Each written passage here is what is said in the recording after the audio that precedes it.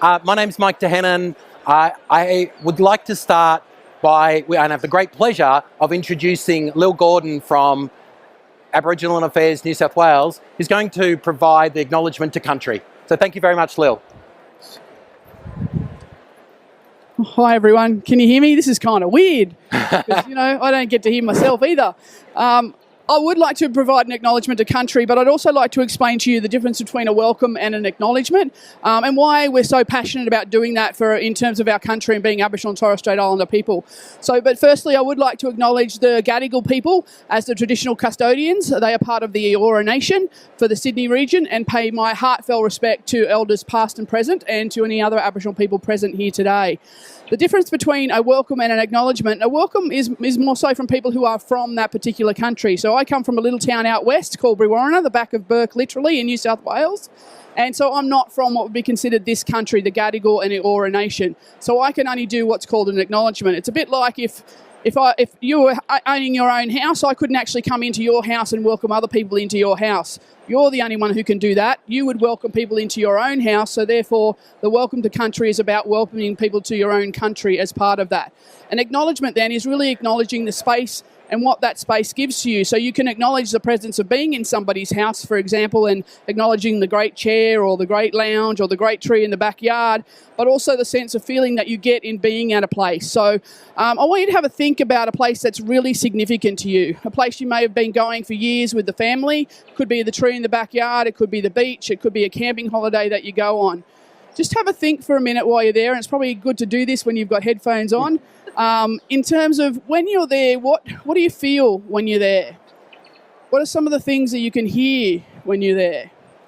What are some of the things that you can smell when you're there? I hope they're all good smells. And some of the things that you might even taste if we're talking about the ocean or the river.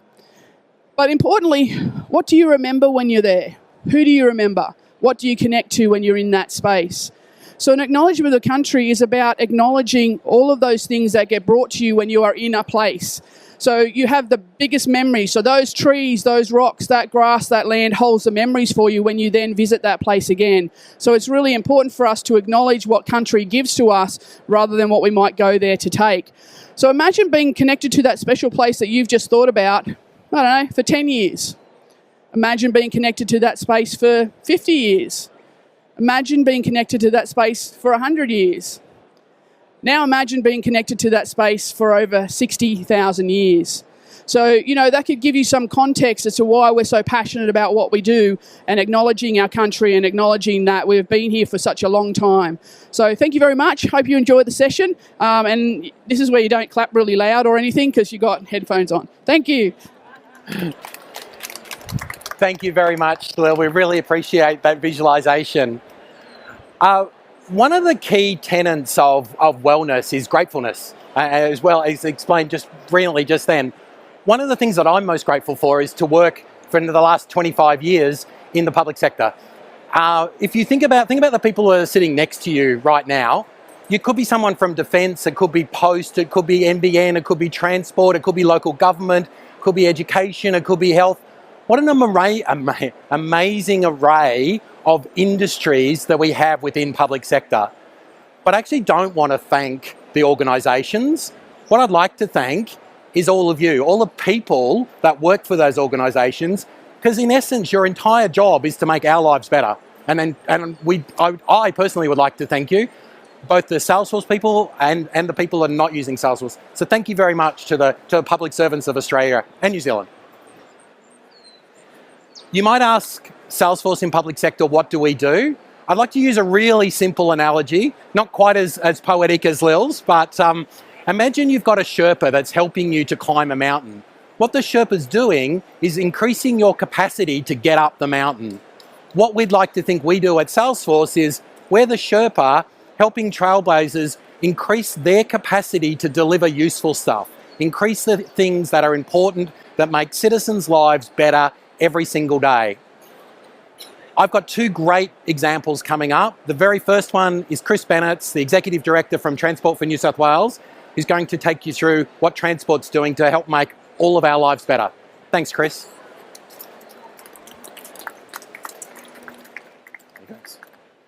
Thanks, everyone. I think what I wanted to share with you today was 3 or 4 stories about what we've been doing at Transport to drive that digital adoption. And for us, the story really began back in 2016, where we decided we were doing a once-in-a-generation infrastructure uplift in terms of the transport that we provide to the good people of New South Wales. And what we decided to do was to work out how we ensure that everything that we do from a technology point of view with those infrastructure investments is done in a way that's future-proofed, and we don't get to a situation where we've kind of delivered a big piece of infrastructure and they go, oh, but it's the old type of USB slot to plug into a train. That we didn't want to do any of that. So we actually thought about what we should do, and we looked at, should we bring a consulting house in to help drive and change our thinking around that? And we actually decided against that. What we decided to do was actually to crowdsource our technology strategy in for about 600-700 leaders across Australia and globally in both the transport and technology space. So we put on a program called Future Transport Technology, and this slide here kind of sums up the core part of it. We really did pull 600-700 leaders together into one room across 2 days, got them energized in the old cliche of the art of the possible.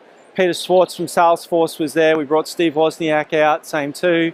And we asked everyone the question, if you were the Secretary of Transport, what would you do to drive technology and change in the department? And what everyone told us was that you can't actually know what the future is. There is no one future. There's actually many futures in what will happen around technology and transport. So instead of trying to make a bet on one future, instead bet on the enablers, what we call the no regrets initiatives, things that we should do no matter which way the future would look. Get them invested, get them done right, and have it so that effectively you're building a platform to enable change as it occurs and as these futures roll out. So this one slide here kind of sums up what the program said. It said we've got basically 4 futures that we're thinking about. My autonomous vehicle is king, so we move into a world where everyone uses autonomous vehicles. There's another world that says, we see a rising number of younger folk not actually getting their driver's license or delaying getting their driver's license, so they're using public transport more. They're using last mile connectivity options, and so on and so forth with these scenarios. And out of that, we developed those strategies and our no regrets. So I'll talk to you now about 3 of these no regrets that we looked at doing. So the first one was open data. Everyone said to us, it's government policy. For those folks who are in government here, that we've got to open up our data, but we decided to do it in a very meaningful way. We opened up all of the real-time movements of every public transport vehicle across not only Greater Sydney, but also in regional New South Wales too. We made it available so that everyone from Google to Apple to app developers can kind of grab it and consume it. We worked with them to expose even more data sets. We've got around 500 in total. And that also includes things like how full my bus is in real time, how full my train is in real time by carriage. And the great thing about that, and you can kind of see how it looks here on the right-hand side. The great thing about that was, in terms of platforms and investing in the platform, we opened up the data, and then we really worked on kind of energizing and activating the community around that. And we said to them, we will have a role in creating an app. We've got one called Opal Travel. We'll have a role in creating a journey planner, which is our Transport New South Wales.info journey planner. But we feel like there's enough of a commercial drive there for you guys to actually build your own ecosystems on top of it. And what we see is, in terms of data being consumed and used, is it's used from everything from apps that you might use every day, right through to consulting houses and other companies taking our data and transforming our data. So it's really exciting stuff. We're at just over 2.7 billion API hits since about the middle of 2016, which is a fair bit. We've got over 14,000 users. We've got a very active ecosystem and community on the data portal itself. We actually put anonymized Opal travel data sets in there too, and we actually talked about the utility of that for for end users being, when we announced it, we kind of said if you were going to open a cafe at Dulwich Hill, the best place to do it is actually kind of closer to the train station than where the light rail is. And if you're going to do it there, you should open it, kind of 7 till 9:30 during the weekend. Doing the weekends is kind of, you could do it, but it's a waste of time. So that's kind of examples of what we've seen with open data. We've also seen real estate houses grab this data and put on, a lot of real estate agents are kind of located just behind a bus stop. So they'll put a departure board there of real-time departures when the next buses are going and kind of get you to look at their real estate at the same time too. So we're seeing applications that we never thought we'd see before. That's the first platform. The next one's contactless payments. So we've got the Opal network and it's rolled out across Sydney. We finished it. The years all blend in now, but my memory is 2014, 2015. And we, over the last year and a half, have basically looked at opening it up even further and having it so that you could use your MasterCard, Visa and American Express to travel across our light rail, ferries and trains. And we've priced it in a way that's very similar to your Opal card, so you just get on, tap and go. And the great thing about this as a platform for innovation is if we wanted to build a virtual Opal card, if we wanted to put an Opal card into a ring, if we wanted to put it into a watch, we would have to continually invest in making that happen. And we'd have to play catch up all the time with these technology companies to try and do that. Instead, when we open it up to your 16-digit credit card number or debit card number, what happens there is, regardless of how the form factor innovates around those 16 digits, you'll still be able to use it. And we won't have to do anything. Maybe some little things, but mostly nothing. So right now, you can travel on our network. Bus is coming this year, but you can use, if you've got a Bank West payment ring, you can tap on that. You can use your iWatch, Fitbit, whatever you want, actual physical MasterCard. And that for us is another platform of innovation because again, what we're saying to the fintech industry is we've done this part now. We've laid the platform down. Now it's time for you to go innovate on top of. And in fact, over Christmas, we saw American Express begin to offer customers free travel when you use the American Express card. And that's just one way of how innovation can occur. So it's exciting stuff for us. The third story I kind of share about platform and activation that came from future transport technology is this idea of accelerators and incubators.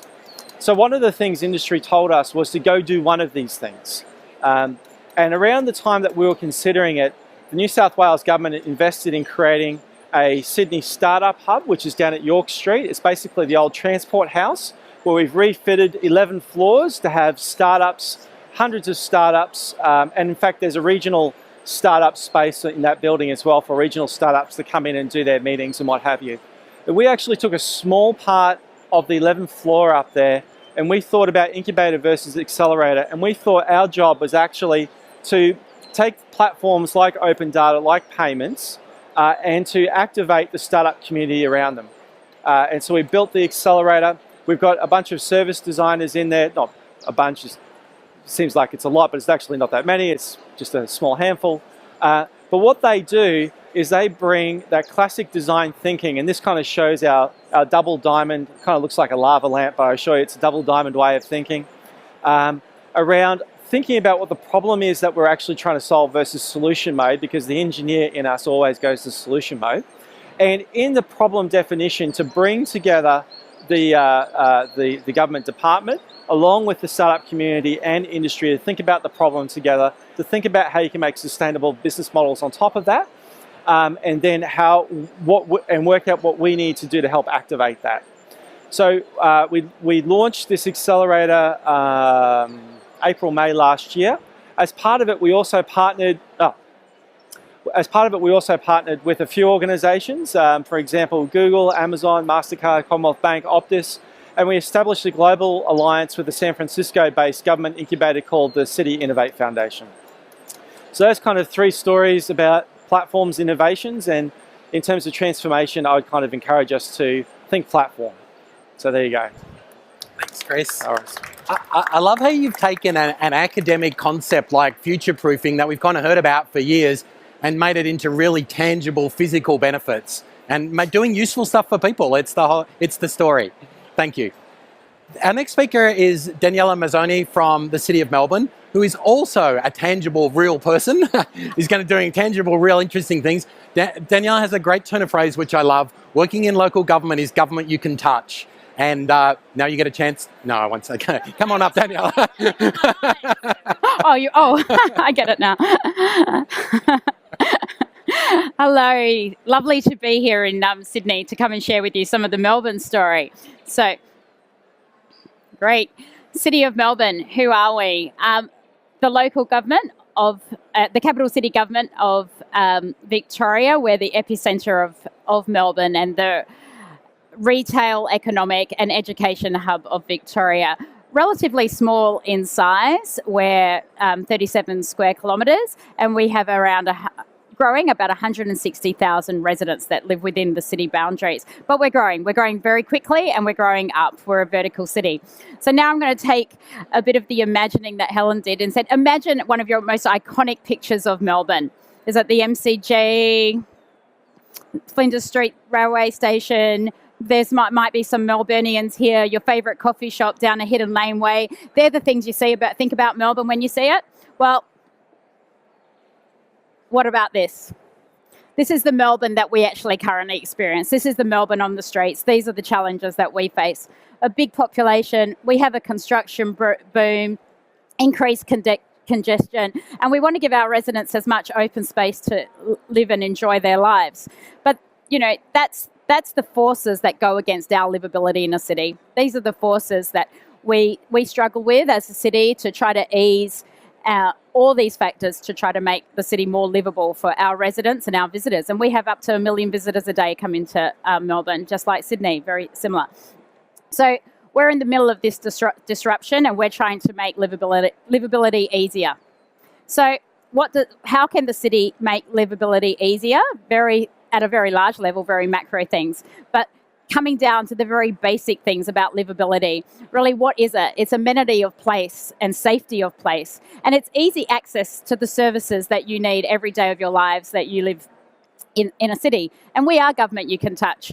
We have services that range from fixing the potholes on the street to removing graffiti, collecting the waste, providing library services and maternal child health services and kindergarten services and protecting some of our most vulnerable out in the city. So we are government you can touch and we are government that works for the enjoyment of our residents, ratepayers and everyone that comes into our city. So what did we do at the City of Melbourne to drive that livability? We took a really customer approach to livability. What does a customer need from us and how can we help them? So we took a customer-centric approach. We invested in Salesforce CRM and we decided to view how can we start giving customers accesses to the services that they need when they're out living their lives. They're in a playground, you want to enjoy that playground with your children. The city's in the background. We live in urban environments. We're trying to give them open spaces. You're in the playground. You see an issue. Do you go home and then you have to report it or ring up? There's a broken swing or a pothole or some graffiti or syringes that makes the place unsafe. So where we started was this customer-centric approach with Salesforce and how do we report services. Mike mentioned to you one of the greatest things that the Sherpa can do is self-service and help you log a request. So that's where we started 2 years ago, being able to access services like please pick up waste that's been left in the park or syringes or graffiti, and very easily from your mobile phone with 2 or 3 quick steps being able to report those services. That was 2 years ago and we thought, wow, that really makes us innovative and digital. But guess what? Our customers don't want to sit there in a park and have to tell us their problems. We should be predicting their services. So that's what we're doing now. We have the ability to predictively manage a case. So I give you an example. One of the great exciting things that we're doing is connecting smart meters or IoT to Salesforce where a case will be created. So customers don't have to tell us they have a problem. And one of them that we're doing is smart parking meters. Get to a parking meter and you want to pay for your park and you find it's broken. You're like, oh, that's a problem. We think that's a problem too. So we ask you to text us or call us, tell us a problem, tell us that it's broken. We will lodge a case and it will get routed to the contractor to fix. Well, now we have a smart meter that can tell us when it's broken, it's not operating. It will automatically initiate the case. The case is routed to the contractors who fix it, and no customers, no staff have touched that transaction until it's out in the field, and the people that actually work to make our city better can fix those issues. That's for parking meters, but for any asset that we can put a sensor on, we can create that. So these are just a fraction of the services that we provide to our citizens, but we really want to get to know our customers. We want to personalise services for them. We want to understand their needs, their wants and their preferences, so we can create an exceptional city, exceptional experiences as they navigate through our cities. So we have focused in our first horizons on residential customers or individual customers. And now we turn our attention to business customers. We have so many, as I said, we're the economic and retail hub of Victoria. We have businesses that operate in our city. What do they need to thrive? They need access to our services, not difficult to access services that exist now. How do I get a permit or an approval to operate my business? How do I get a registration put through? How do I book an appointment to come and see a surveyor? All those things are time wasters for our businesses. So with Service Cloud, we're building those journeys where we streamline it, and we now turn our attention to permitting and assessments and building and notices. Very recently, we had in our city a high-rise building caught on fire. Some of you may have known it. It was the Neo building in Spencer Street. The City of Melbourne needed to take that building back under management. It was a building that had thousands of residents in there, and they weren't able to be in that building because it was unsafe for weeks. So we had to take it back under management. And we need ways that we're able to communicate both with the body corporates and with those residents. And they're those things that we need to build. We need to be able to build better interactions between the different regulators of government to make sure that those things don't happen in the first place, that our the permits for the various parts of the building are managed, are well managed, are transparent, and we're able to then manage them.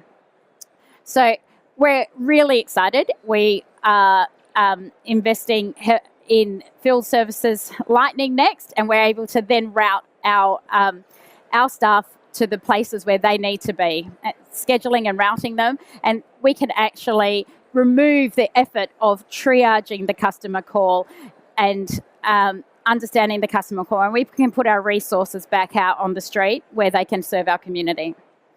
So, but we are government, and I did want to actually just share this one slide, because sometimes I do get asked, how do we keep our sponsorship? And because we have really tight budgets, and we need to always show our value. So we've put it down to a few key metrics that matter, and these metrics are really quite simple, but they've been quite effective in our organisation. So, and we tie it back to our customers and our technology. This is what our customers value, and this is what our organisation values. We want to make sure that we can stop the call completely. Every call we receive is a service failure. So we want to self-service it or have a predictive service that we don't have to call us. And if they do need to contact us, well, then we're able to resolve that call at the first point of resolution. Better knowledge bases, using AI technologies to triage photos and AI decision-making processes that we're now looking at that can make the assessments on these questions. What does that do for us? That releases our resources to put them back where they're needed on the street. So that's where the City of Melbourne is spending its energy, to how can we use the technology to make a more livable city for our citizens, our customers. So make sure that the services that they need to enjoy the city are easy to access and are as enjoyable as possible. Thank you. Daniela, just before you sit down, I'm intrigued. There's such a variety of things you do with local government. Like a list of services is this long. Huge. How do you decide what's the next one you're going to do? Like, is there a process you go through?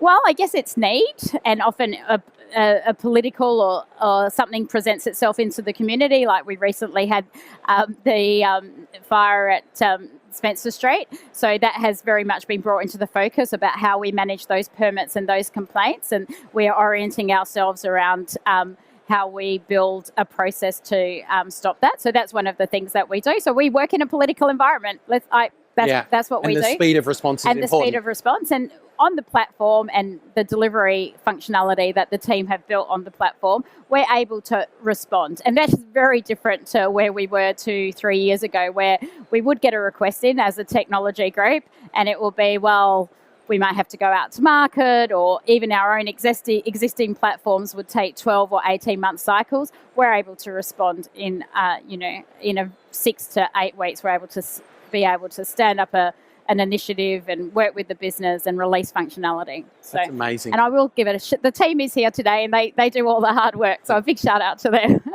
Thank you very much, Daniela. Thank you. There's just four things I'd like to do, 3 of which are on the screen. There is a public sector campground right behind you. If you'd like to see public sector demos, feel free to come along. The guys would be really happy to show you all sorts of different things. If you haven't tapped in already, please tap on your way out. And finally, there's a really super interesting story on at 4 o'clock around VicPol and their use of social media. Well worth your time if you can make it to that session. Thank you very much again to Lil, thank you Chris, and thank you Daniela, and thank you all.